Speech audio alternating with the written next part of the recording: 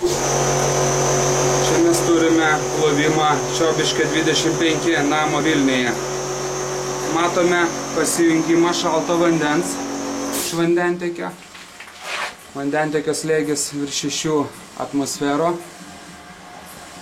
Čia pajungta mūsų skaitliukas su galimu atjungimu. Vamzdis eina į šilumos mazgą, kuris prijungtas yra prie kompresorio.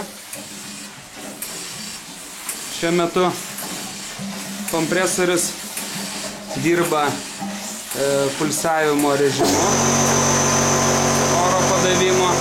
Turim apie 55-54 litrus per minutę padavimo vandens litro. Taip. Ir laidas prijungtas.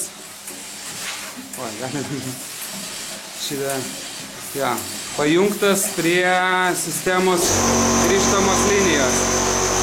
Tiesiog. O iš tiekiamo linijos yra vamzdis pajungtas į drenažą, į kanalizaciją.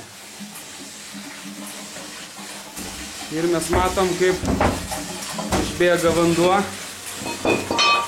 Dabar jau šiek tiek jis švaresnis pasidarė, bet pradžioje varė su dideliu purvu. Rudos spalvos.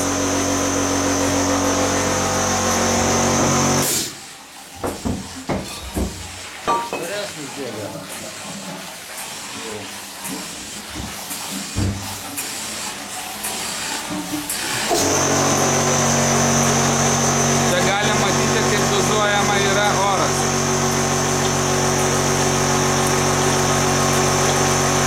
Pulsavimo režime.